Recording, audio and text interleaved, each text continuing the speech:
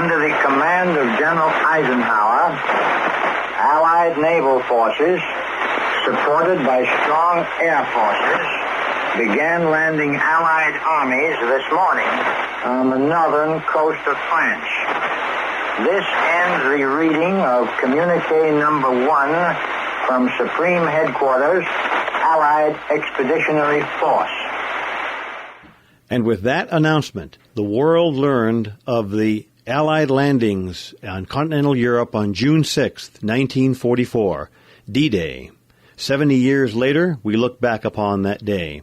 This is Galaxy Moonbeam Night Site. We are your retro talk program for nostalgia and baby boomer stuff. I'm Smitty. I'm Mike. And I'm George. And this is an epic event that we are commemorating 70 years later, the landing of the D-Day troops on Europe, spelling the end for Germany. This is one of those topics that we cover once in a while on our program. It's not precisely a baby boomer topic per se, but as we've had in the past, we've talked about Titanic, we've talked about Pearl Harbor, and this is one of those events that we do want to commemorate because of the 70th anniversary of this event, and because World War II did, in some ways, lead into the proliferation of baby boomers that were to follow in the years to come. This was a monumental event in that time period. Operation Overlord, the landing of the troops on D-Day to liberate Europe from the Nazi tyranny which had been holding it for so many years. Let's begin first by sort of looking at the status of what was going on at that time period, the war up to that time. And Mike B., let's have you give us some thoughts. And, of course, George and I will be jumping in here. We'll all jump in back and forth, sort of sharing about what we know about the war up to that time. Well, thank you, Smitty. And in that time, every country was affected. Every corner of the globe was involved to some degree, from the North Pole to the South Pole. In every hemisphere, there was war, a talk of war. There was threats. Home here in the United States, there were blackouts. There were air raid drills, air raid tests, and actually, to some degree, there were actually attacks on American soil. Both sides in this war knew that we were coming. The Germans in Europe knew we were coming, and we knew we were going. The question was when, where, and how. The Germans, who, as history books will attest to, did a lightning flash through Europe and basically controlled all of Europe and most of Africa and most of Eastern Europe in 1944. And the Germans knew that it was just a matter of time before the Americans would cross over and it would really get going in Europe. It was a time of angst. It was a time of intrigue. It was a time of total and utter secrecy.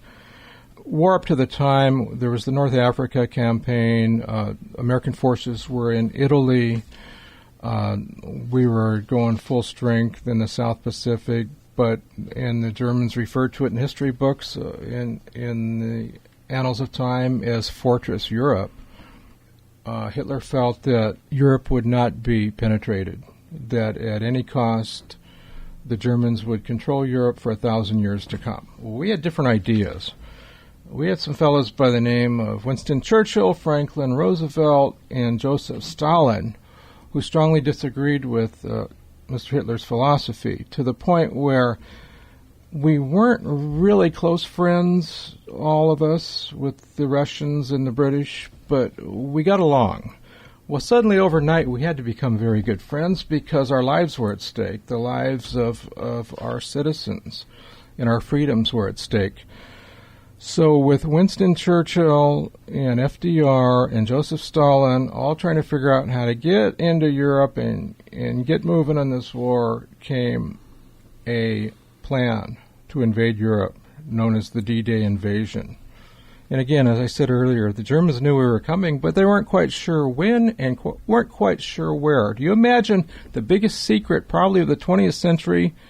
A lid kept on that secret for as long as they were able to keep it. And George will go into some of the meteorological issues involved. And, of course, Smitty, you'll talk about some of the logistic issues. But talking about a war where you know it's inevitable that millions of people are going to be involved, based on a decision was probably one of the most incredible decisions that ever had to be made, and that decision was placed in the hands of one man, General Dwight D. Eisenhower, Smitty. Exactly. Probably one of the most famous military generals, and definitely statesman definitely of American history, and probably on a military level of all time. George?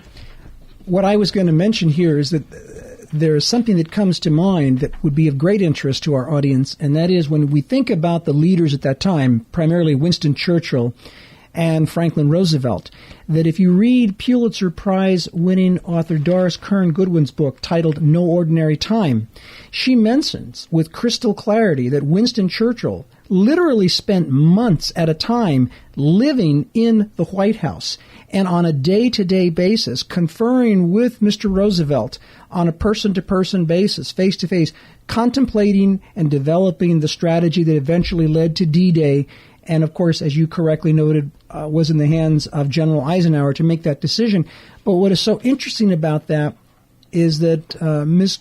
Goodwin points out, and she describes it with such a vivid clarity that you feel like you're right there, that Winston Churchill would be sitting in the bathtub smoking his famous cigars, and Roosevelt was in his wheelchair rolling up, and here they are, they're hatching out strategy that will impact millions of lives. It will have an impact on the course of history, not just for decades, but perhaps for centuries to come. And all of this was going on at the time, and it was behind the scenes, and it shows what the dire circumstances of the time required to do. And a lot of people aren't aware about that relationship between Churchill and Roosevelt. Took on a very personal characteristic that led to this association. I've read that book, George. In fact, more than once. It's a fascinating book, No Ordinary Time, and I would recommend it to any of our listeners. But as Mike alluded, yes, everybody knew that an invasion was coming. An invasion was inevitable. An invasion across the English Channel. The Germans expected the invasion to happen at the Pas de Calais, which was the shortest distance between Great Britain and Europe. Hitler was almost obsessed with the fact that the invasion was going to happen there. The Allies opted to land in Normandy, which was of a greater distance but was a broader area in terms of landing and making the logistics. This huge armada, George and Mike, of almost 5,000 ships in the armada, 200,000 soldiers, sailors, and Coast Guardmen. And to think, what Mike mentioned earlier, that to keep a lid on this, all these people had to keep this a secret. This is a secret mission. And to imagine that everybody cooperated and kept the lid on things was amazing. It's interesting that it was pulled off really without much of a German reaction, to be honest. They did face quite a bit of difficulty when they landed in Normandy, but it could have been much worse than what it was. America was known as the arsenal of democracy, to borrow the words from Alistair Cook. And as the arsenal of democracy, we were going to marshal all of our resources that were made available to us, and that included uniting with our allies in one concerted effort to stand strong against the forces of evil and tyranny. And I think that this is something that we need to remember about D-Day, is that this was the time that people of this generation saved the world from tyranny. That's what D-Day represents. My father, who at that time was growing up in Greece, remembers with crystal clarity, knowing that the Americans and the Allied forces were going to be coming, and they were looking forward to that day because that day would mark liberation and the removal of the yoke of tyranny that had been placed upon the backs and necks of so many people on the European continent. Well, and economically, too, America was coming out of the Great Depression. And from an economic standpoint, well, we were already at war. But I think our government knew that it was just a matter of how long it would take, but we were going to win this war. And there was, I think, geopolitical issues involved, George. Stalin, I think he was almost like a distant cousin that you always have to have over at Thanksgiving and be nice to, but you're so happy when that cousin leaves after Thanksgiving and you get the deodorant for the room and you change the you change the slipcovers on the couch. We sometimes don't think of the Eastern Front, the war that swept through our ancestors, our countries of origin, Greece, Yugoslavia, the partisan effort. There were so many people and so much at stake geographically and politically, and even the human condition, so much at stake riding on the success of this invasion to get military forces into Europe and get moving and get these maniacs out of business.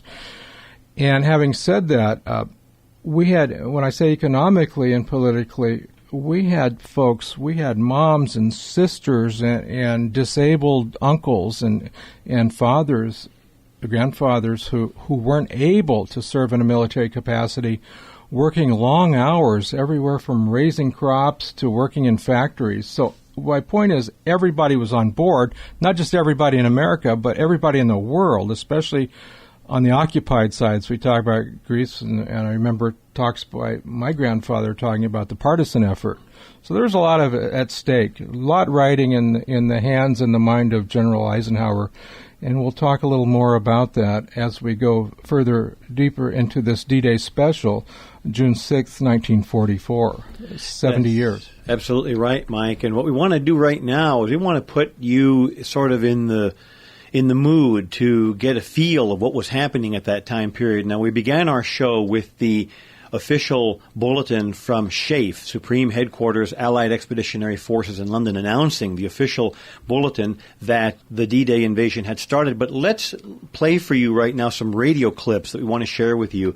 The first one is from CBS, and this is prior to the official announcement from D-Day, when at first the first bulletins came actually from Germany, and so there was some doubt as to their legitimacy, if they were a political move, a propaganda move.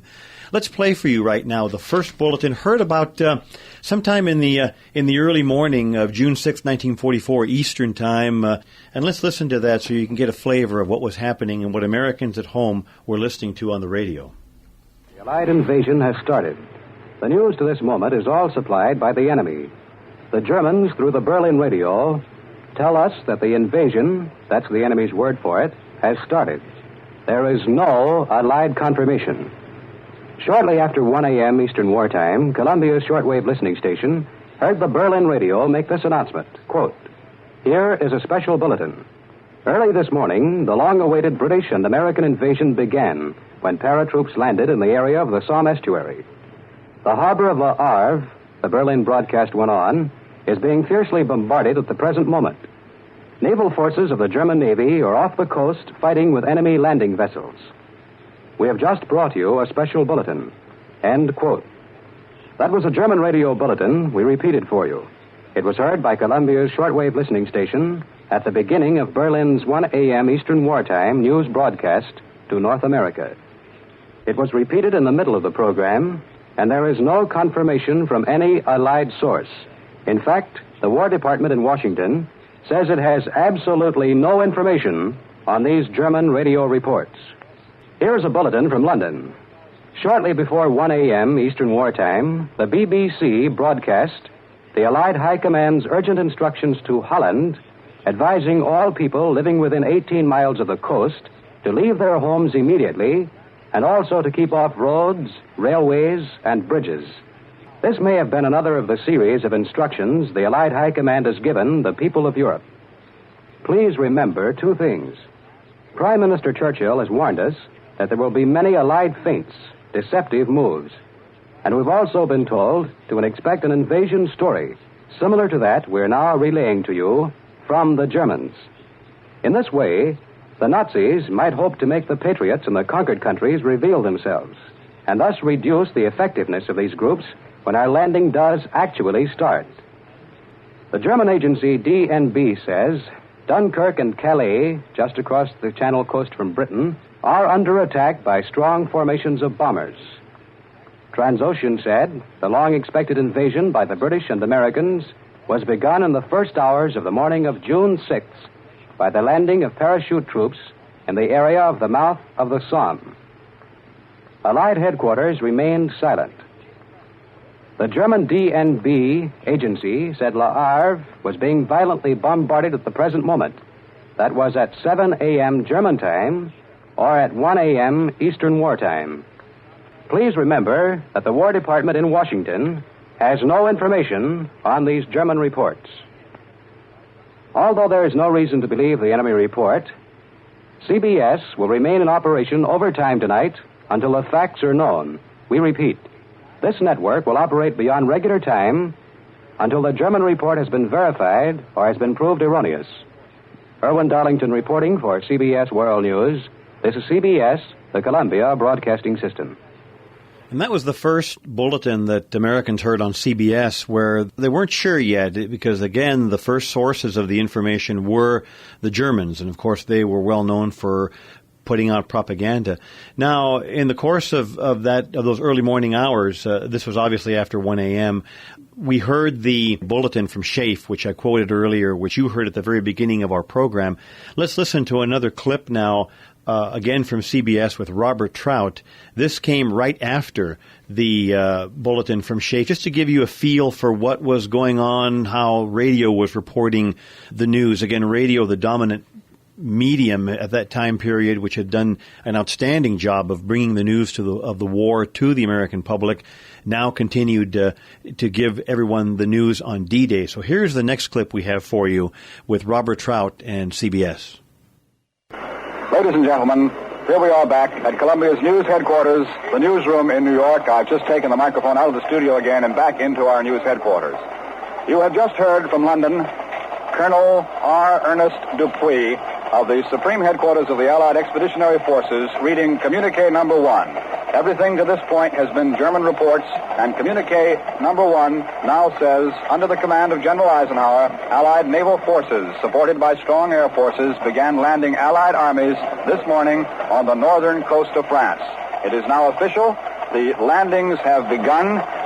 Rather strangely, just before we switched to London to hear the first communique, we were making this informal tour of the Columbia newsroom, which began at 3 o'clock in the morning, 35 minutes ago. I was standing here in front of the OWI machine and telling you that while all the other news services, the UP, AP, INS, Reuters, all the rest, were sending out all these reports and from Europe, about the German reports, the OWI, which confines itself to official news, sends us the text of the communiques and all that sort of thing. The OWI was printing almost nothing, and since the beginning of the day, since midnight, the OWI had put on only one bulletin, or rather one dispatch of any kind, saying that the Romanian radio reported enemy planes over Belgrade.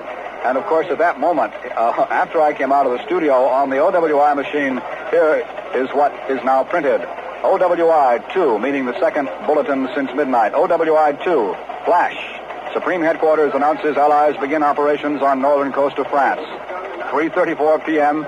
Eastern War Time from Washington. That's what the Office of War Information wire says. Still looking over the machines now in a way is rather speculative. The whole character of this broadcast has changed, and it did change rather abruptly. Ladies and gentlemen, as you know, if you have been staying with us, we started... sometime after midnight, I guess it was about 20 minutes to 1 in the morning Eastern War Time when the Germans began putting these reports out. We've been bringing you frequent reports, and then at 3 o'clock in the morning, a little more than 35 minutes ago, we took this microphone here in our studio, which adjoins the Columbia newsroom in New York, and brought it out here to the news machines and began taking you on an informal tour to show you what a newsroom is like at this hour. Then, of course, was Robert Trout from CBS News talking about the bulletins coming in, doing a very, very live and lively and active report from the CBS newsroom. We're going to continue to play a couple more clips for you, and then we're going to get back to our general conversation here as we remember the 70th anniversary of D-Day. In a program like this, we can only bring you a small fraction of the reports and programming of that day. Radio did a fantastic job of communicating the news. Later on that evening of June 6th, they were beginning to feed a lot of the previously recorded reports. D-Day was one of the first instances where they were allowed to use recordings. At that time, radio had a very strict rule that everything was live, but in this case, they were using very primitive tape machines, wire recorders in some instances that the reporters were taking out actually into the battlefield of D-Day. And they were feeding the reports from London via shortwave radio. The networks in the United States were picking these up on big commercial shortwave receivers and either recording them or feeding them into the network as they were coming. So a very interesting use of shortwave radio for communicating the news from Great Britain. Here's a very brief excerpt of one of the best actuality reports that was filed that day by George Hicks of the Blue Network. Just a very brief clip of him on the beaches at D-Day witnessing some of the landing of some of the craft and some of the firing toward some of the German craft that were in the skies. Just to give you a very brief example of this, here's George Hicks. Here we go again. Another plane's come over. Right over our port side. Looks like we're going to have a night tonight. Another one coming over. Something burning is falling down through the sky and circling down. Maybe a hit plane.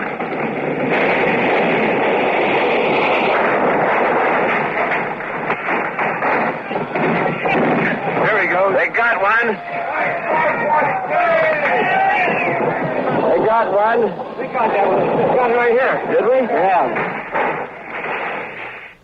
George Hicks from the Blue Network as he described some of the action on the beaches of Normandy that June 6th. By the way, there was a concept that all four American radio networks of that time employed during the D-Day broadcast, and that was the concept of pool reporting, where they would each take their reporters and the news feeds that they were getting, and they would share them amongst all four networks. The reason for this was to disseminate the information as quickly as possible so that everyone could hear the bulletins coming in, because this was not a time really of competing with each other in a network phase. The real goal here was to provide information to the American public. The last clip that we have for you is that of that night, President Roosevelt led the nation in prayer, and which was something that was very unique and very, very moving. We have a brief excerpt from President Roosevelt's prayer, D-Day prayer to the nation, that was broadcast that night at 10 p.m. Eastern Time, after the day had been full of reports and news coming from Europe. Let's listen to this excerpt of President Roosevelt and his D-Day prayer. Almighty God, our sons, pride of our nation, this day have set upon a mighty endeavor, a struggle to preserve our republic, our religion, and our civilization, and to set free a suffering humanity. Lead them straight and true. Give strength to their arms, stoutness to their hearts, steadfastness in their faith. They will need thy blessings. Their road will be long and hard. For the enemy is strong. He may hurl back our forces.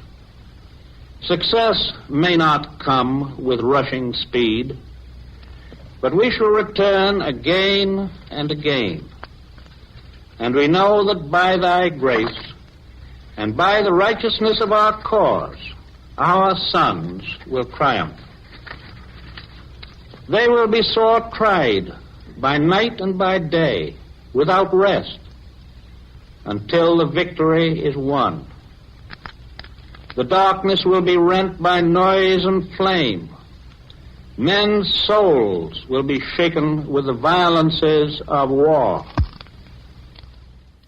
President Franklin Delano Roosevelt, and an excerpt from the D-Day prayer, and no one knew at that time, of course, but within the year, FDR would also pass away in April of 1945. George, you and I have talked a little bit in the past about the fact that this was a very prayerful time. America was a different place. We openly prayed. We asked God for his intercession during this crisis and to guide us through to victory. And this D-Day prayer that President Roosevelt read was certainly a good example of that. Very much so. This was not an era of political correctness. All of us were united in prayer with the understanding that we were up against the very face of evil itself. And this was a time to put aside partisanship feelings.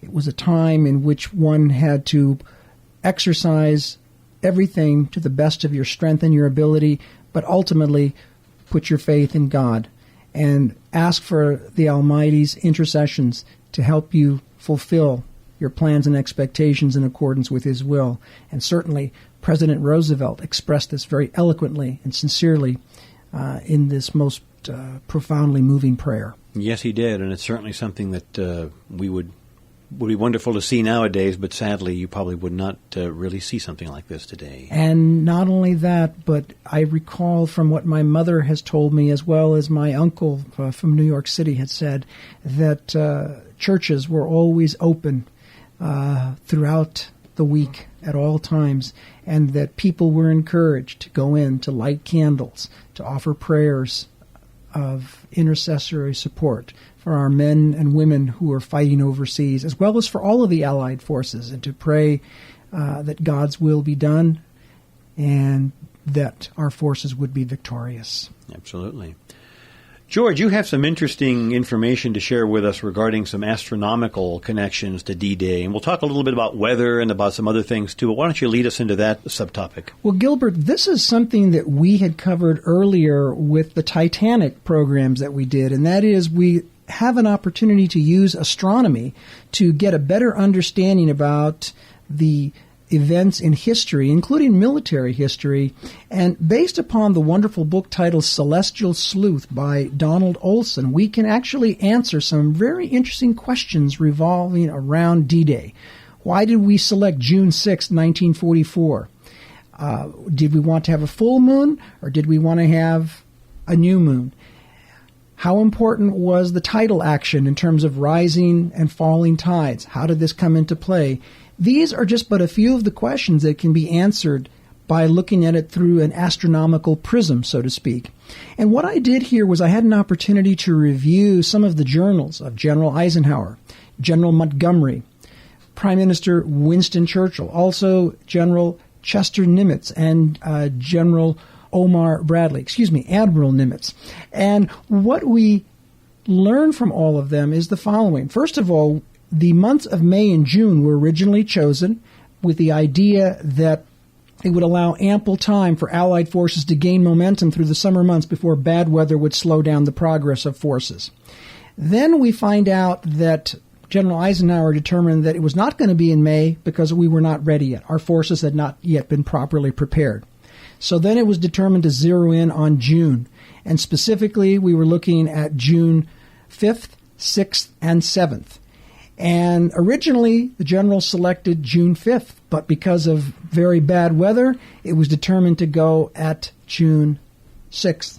And what's interesting is that that was not the optimal time, but what it did offer was that it offered an opportunity for our airborne divisions to parachute in under the light of full moon light. And that provided them an ample opportunity to clearly see the terrain that they were dropping into below so that they could make the initial strike. Also, they had to bring the armada during a period of high tide, and then at the same time bring it in at a point that the tide would drop down so that demolition teams could come in to remove the series of 16 different obstacles that had been placed along the areas where the Allies had chosen to land. And what we come to find out in reading the composites of these diaries, especially that of Winston Churchill, is that the challenge was the tidal action. That was really very, very significant here. That what occurred was that the tidal action was different on the western side versus the eastern side, and the difference was as much as 40 minutes. The Allies originally thought that they could accomplish the removal of all of those obstacles within 30, perhaps 40 minutes. It turned out not to be the case, and the reason for that was that they underestimated or miscalculated how fast the tide would rise. It turned out, but looking back through the astronomical prism that Professor Olson has done here, that in point of fact, the tide was falling at a much slower rate when it was going from high tide to low tide, but when it got to low tide and then started to rise back to high tide, it was moving at a much faster rate. And in fact, a difference of a few minutes made all the difference in terms of how many battalions could be deployed and ultimately how many obstacles could be removed. It turns out that the tide was rising at a rate of over 1 foot every 10 minutes, and then it accelerated. Originally, they thought it would be like 1 foot every 15 minutes. So what did that mean? Bottom line, only 5 of the 16 obstacles were removed. But they had to be careful because if they waited too long, then the ships would strike against that and there were mines attached to it. So it ended up being a very bloody and difficult mess, primarily because the action of the tides were underestimated by our forces, and as a result of that, we weren't able to remove all the obstacles. We made the landing because it was not so much the best time, it was the least worst, because by doing so on June 7th, we would have lost all of the advantage. So, as an old expression, you have to just take the circumstances as they are given, and you have to do the best you can, and that's what our Allied forces were able to do. George, does your research indicate that there is what we call in Southern California also a riptide? It was not so much a riptide as it was that the level was rising so quickly. Okay. And so what happened as the level was coming up, the obstacles were being covered. And so they could not get in to set their demolition in time. And it was thought that they could accomplish it all within 30 to 40 minutes. But what happened was that the tide was rising so much faster than they thought that even though that they landed on time, they weren't able to accomplish it. Yeah, because in some of the research, and even Smitty and I were talking before the show, some of the books we've read and some of the research I've done indicated that a lot of the troops were pulled down underwater because they were weighted down and couldn't release their packs, but they said that in addition to the fact that there was a current because of the tide activity that was pulling against them, working against them, which in turn, I'm sure by gravity and inertia, wouldn't allow them to release their heavy packs to get up to the surface. So I was wondering if not only the moon phase and the tide phase, but the undercurrent as well. It wasn't so much the undercurrent as much as it was the fact that the level and how fast that level was rising. It was absolutely overwhelming for the demolition teams that were there. And suddenly they realized they weren't going to be able to accomplish what they had hoped to do. And it's interesting, George, that so many servicemen did perish in what seems to be just a ridiculous amount of water, just 2 or 3 feet of water. Some of them actually drowned because they were carrying extremely heavy packs of equipment, radio equipment, armaments. And if they didn't get their footing, if they didn't land correctly, they would fall and they couldn't get up and they would actually drown in just a couple of feet of water, which is very, very sad. But the Germans had put up all these fortifications, all these things along the Normandy beaches. They were mined. It was not an easy operation by any stretch of the imagination. And when the troops began landing on Normandy, they were taking fire from the Germans that were up on the cliffs in the battery boxes and the pillboxes up there that were firing at them. So not only were they facing the currents and the carrying all these heavy things, they were also seasick. They were also very tense. They were scared. They were taking fire. Each and every one of these men that landed there, whether they lost their lives there, whether they came back to the United States or to Great Britain or Canada, were all heroes. Very much so. We look at these obstacles and they are titled stakes, ramps, hedgehogs, tetrahedrons, Belgian gates. These were formidable obstacles, stakes that were, deeply buried in the sand, slanting seaward with mines attached to them, timbers sloping upward towards the shore with supports the shape of an inverted V, making an incline that would force the landing craft to slide up and to get caught. It was an extraordinary amount of chaos occurring, within a compressed time frame. And as you correctly noted, the adverse conditions there made it even more so. Right, and I think you worded it very well, George, when you called it the least worst time to land, because they had originally, as you had mentioned, scheduled the landing for June 5th. Unfavorable weather conditions caused the Allied Supreme Commander, General Eisenhower, to postpone the invasion by 24 hours. And the only viable days for invasion in June, as we had said, were June 5th, 6th, and 7th. good weather, a late rising moon, and shortly after dawn, a low tide were the desired things that were wanted. You know, the invasion fleet, much of it had already left England on June 5th for the invasion, but they were recalled back to England when it was canceled. Gradual clearing in the Channel predicted for the morning of June 6th, a barely tolerable period of fair conditions from minimal for just over 24 hours that would allow the landing. And again, General Eisenhower gave the decision to go on June 6th after meeting with staff officers, even though the weather conditions were far from ideal. What's so interesting about this is that when we think about the invasion of Normandy, and I alluded to this earlier, it wasn't just so much landing by sea. It was also parachuting in from the air. Yes. You know, if we look here, for example, at Brigadier General James Gavin of the 82nd Airborne Division, in his personal journal, he notes the significance about why it was important for them to parachute when they did to get the benefit of full moonlight. He says here that the roads and the small clusters of houses in the Normandy villages stood out sharply in the moonlight, and it therefore enabled them to be able to land and to be able to deploy their forces and to accomplish their military objectives. And quite a debate, too, in my research, which revealed that the air forces, the Allied air forces, were in debate with the ground force planners because the Air Corps guys wanted the moonlight to give them a better target. Then they wanted some daylight before the first men stormed the beaches so they could maximize their bombing runs. Now you wonder, had they gotten their way, obviously they didn't, if there would have been less casualties. And history is a game of ifs and what ifs, but had the Air Forces got their way, they would have gotten some daylight to pinpoint a little better in their strafing and bombing runs, possibly could have downsized the number of casualties. Probably not. It's all relegated and secreted to the history books for now, 70 years later. I want to share something with you from Colonel Edward Shames, U.S. Army retired. Colonel Shames is a member of the Band of Brothers. He was the first soldier to be awarded a battlefield commission at Normandy, and this is what he writes about landing at Normandy. He said here, "It has been nearly 7 decades, but when I hear someone say D-Day, I can still feel my stomach lurch up into my throat, just as it did that day when I jumped out of my plane and parachuted through a maelstrom of German bullets." Can you imagine, gentlemen, having to cast your fate literally into the wind, and then you have to go through a hail of bullets?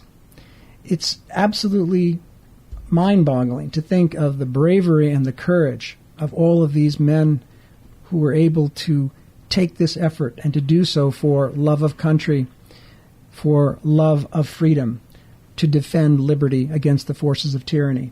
It's very moving, George, too, when you stop and think of the sacrifices, and so many of them did pass away. They did lose their lives in those landings, either the ones that were coming up on the beaches or, as you mentioned, the other phase of this Operation Overlord was the paratroopers who did land, and many of them perished. The Germans had flooded large areas of Normandy in and around the towns and within certain amount of miles from the beaches to thwart the attempt of any paratroopers. And again, many paratroopers also drowned in those areas that have been flooded with water. Again, they were weighed down with a lot of equipment and a lot of armaments, and a lot of them lost their lives as they were. Saint Mère Église became the first village liberated in France, and it was liberated by these airborne troops.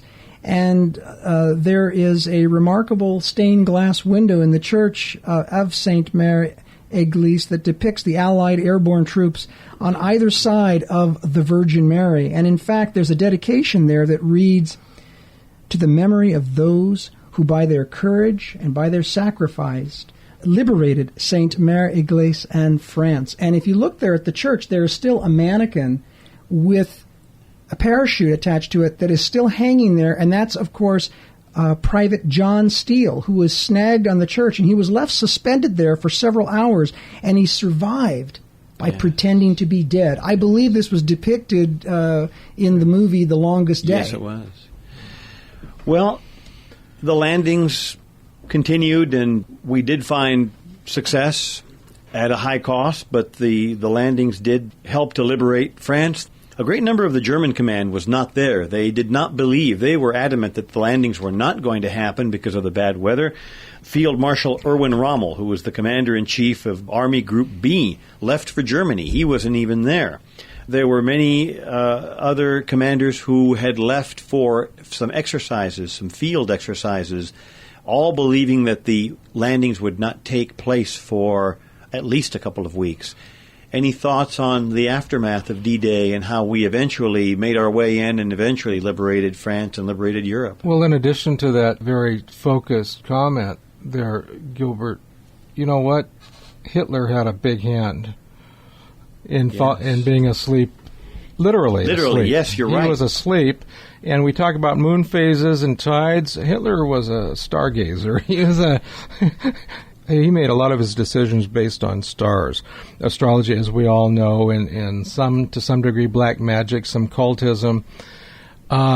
He told his generals, and basically, I think there were generals who called up reserves, and Hitler, no, we don't want to wake them up. Even, I think, after the invasion was reported, I think maybe some of the generals were in disbelief. I've got a personal feeling based on my research.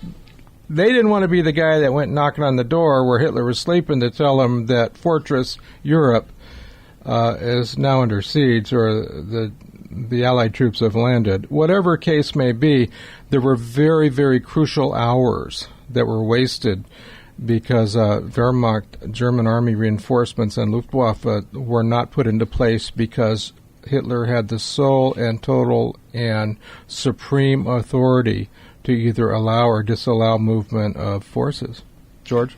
And this, of course, shows the downside of command and control, that you have to be able to have trust in your generals who are in the field and to defer to them, which obviously didn't occur here.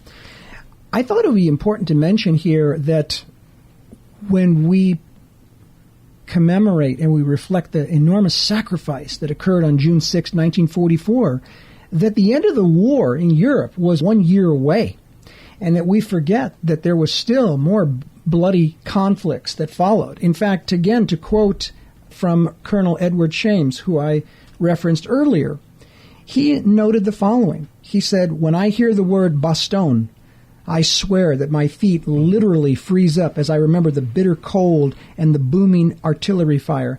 Baby boomers, that's in reference to a famous battle that was made into a famous motion picture titled The Battle of the Bulge. Yep. Yes. And it was a very bloody conflict that resulted in enormous loss of life and casualties on both sides, and yet that occurred well after D-Day. And yet there's one more that has to be mentioned, again from Colonel Shames. He writes here, "Whenever someone mentions the word Dachau, my heart still sinks down to the bottoms of my feet as I remember being the first American officer to enter that concentration camp and see the horror and evil that we were fighting. And yet we, of course, remember the horror and evil that we saw on the beaches of Normandy, and yet there was more to come." We are going to talk about two of the more memorable historic big-screen depictions of this known as The Longest Day. We mentioned about Hitler and Hitler's generals. Our own dear General Eisenhower, as we talked in a pre-production meeting, had already written a news release or script or speech or whatnot, taking full responsibility and blame for the failure of the Normandy invasion. So he wasn't so sure about it either. I don't think anybody was sure about it. And in following up on some of your quotes, George, which were just excellent and right on point, I remember in our research, Smitty, and I forgot who made the statement. It could have been Churchill, but they asked him, is this the beginning of the end? And Churchill replied, no, it's the end of the beginning. And you think about it, it's a very cerebral statement, but you think about it, it's the end of the beginning of taking this stranglehold that the Nazis had on Europe, and for that matter, many parts of the rest of the world, not to mention the Japanese in the Pacific, but it was the end of the beginning. We got the momentum, we got up to bat, and fortunately enough, we socked a home run, and I think the morale, even in the home front, and around the world, we're coming. We got on board and we're moving now. Just the morale booster of that very important day. I think when we reflect upon that time, and you aptly quoted Winston Churchill remarking, this is, the end of the beginning, that how prescient he was. That in looking at that way, that he talked about the long struggle that lay ahead. And actually, it was Churchill himself that came up with the expression about the Cold War, which, of course, occurred in the aftermath of World War II. And while we focus here on D-Day, it's a reminder to us that the struggle for liberty and freedom against the forces of tyranny and evil never really ends. George, it seems to me that the Germans just made so many stupid mistakes. It almost seems to me like divine intervention, that all these things that happened that were almost unbelievable, the blunders that they made, which allowed us, the United States, the British, the French, to prevail in the invasion of Europe. I'm reminded of something that comes both from my clergy training, but also I believe it was something that was part of the movie The Longest Day. And that is, the question often comes about, gee, I wonder whose side God is on. But Absolutely. The real issue is, are we on God's side? Mm-hmm. And that's, I think, the real question here. And we have been endowed with inalienable human rights of liberty and of freedom. God created us to be free-thinking, liberty-loving people. And with that in mind, because we have that, we have to remember that with that liberty, with that freedom, comes a great deal of responsibility, that we know that is a gift that comes to us from God. It is not something that is granted by another human being. And I think regardless of where you are on the spiritual spectrum or the religious side, I think your point, Gilbert, is very well taken here. That ultimately, the forces of good will triumph over evil, but we have to remember that evil is very, very powerful, and it requires a commitment to stand firm in the face of that. Because, when one makes a concession to that, one releases, the floodgates of tyranny. And perhaps when we look back on the origins of World War II, we see that's what happened. As Mike correctly noted, how quickly Europe was gobbled up by Hitler. And you think of the United States and America, the various religions, the creeds, the cultures, everybody went aboard. Everybody came aboard that beach on D-Day. It didn't matter if you were a Catholic or Jewish or a Baptist or you were Italian or Greek American or Polish. You went aboard.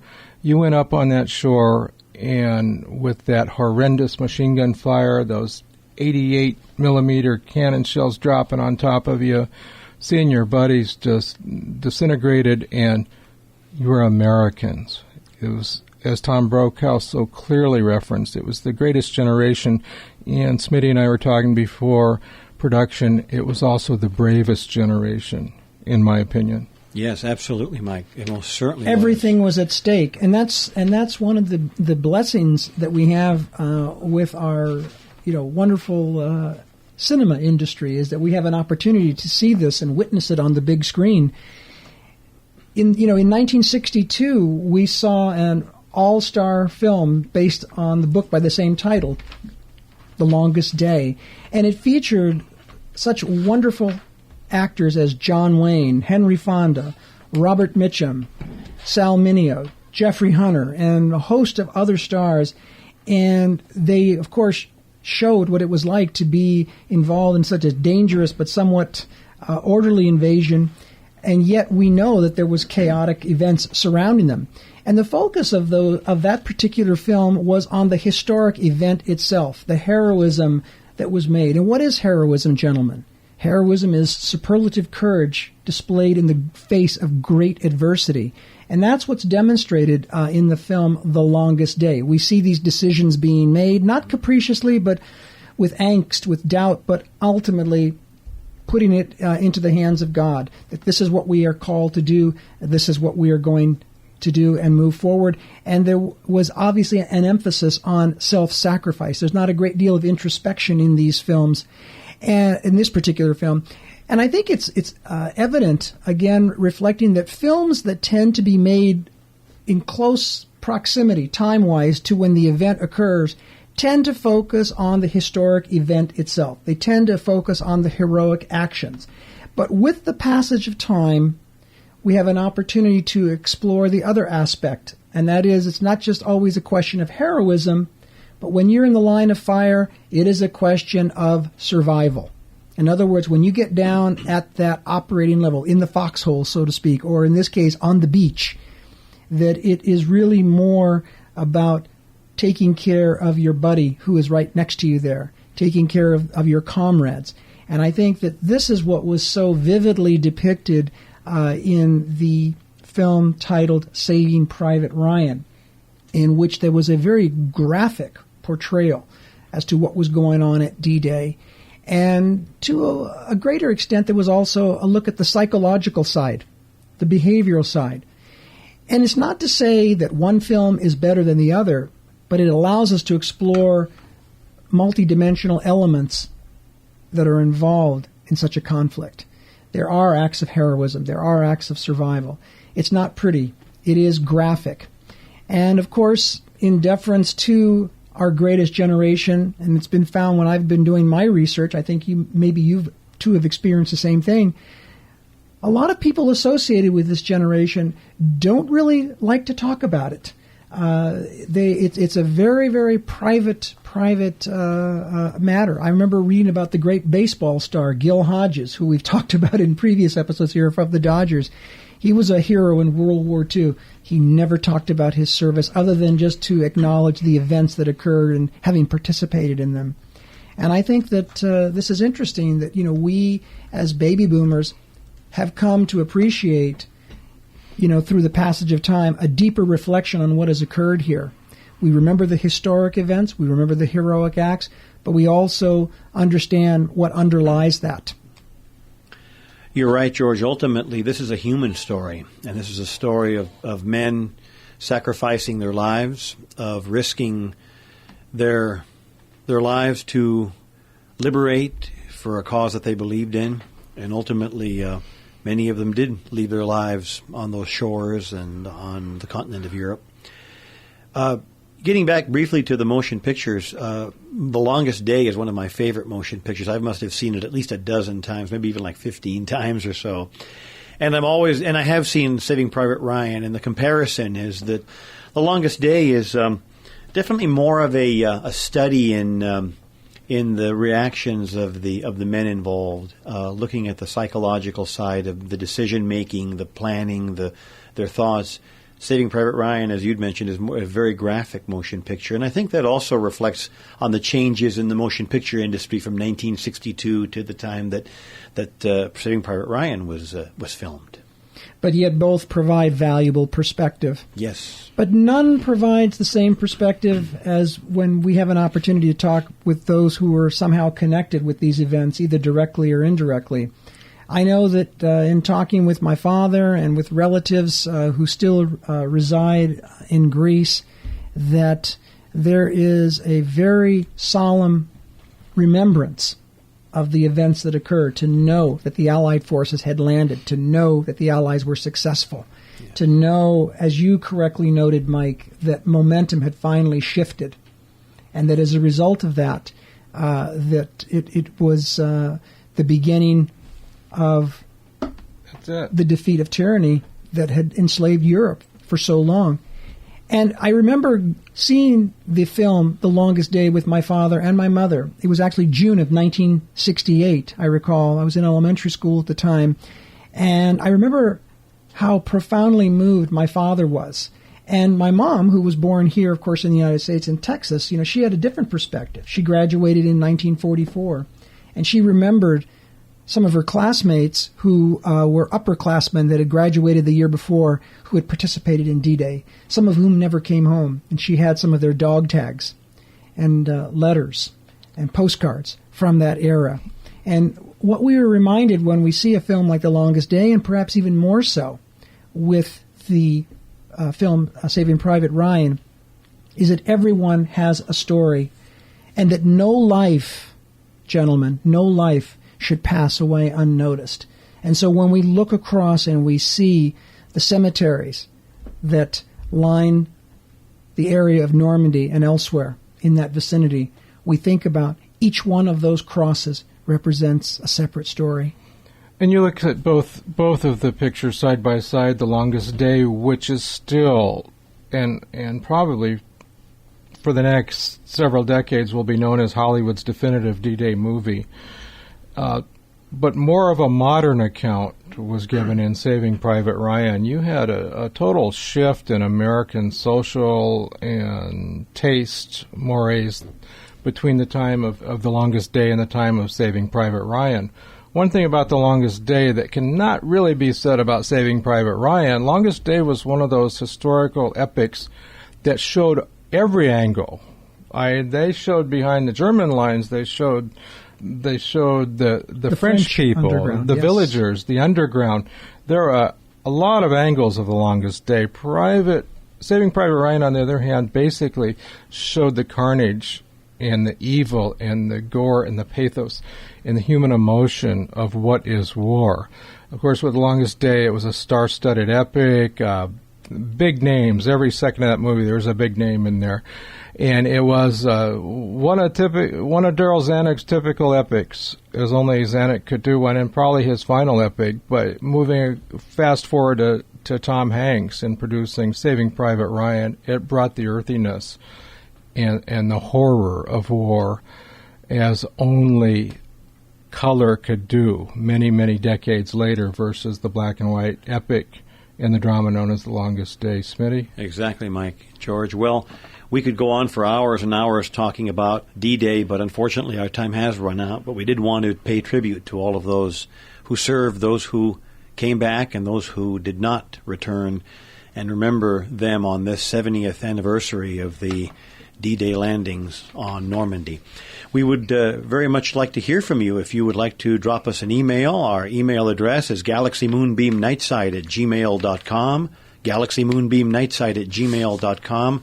Our website is galaxymoonbeamnightsite.com, and we have a Facebook page on Facebook, Galaxy Moonbeam Night Site, and of course don't forget Mixcloud, mixcloud.com. Our programs are slowly migrating there. I want to thank my colleagues, Mike and George, for truly an outstanding program. We hope that you've enjoyed it as we pay tribute on this 70th anniversary of D-Day. I'm Smitty. I'm Mike. And I'm George. And we'll catch you next time, folks. Take care. We'll see you next time on Galaxy Moonbeam Night Site.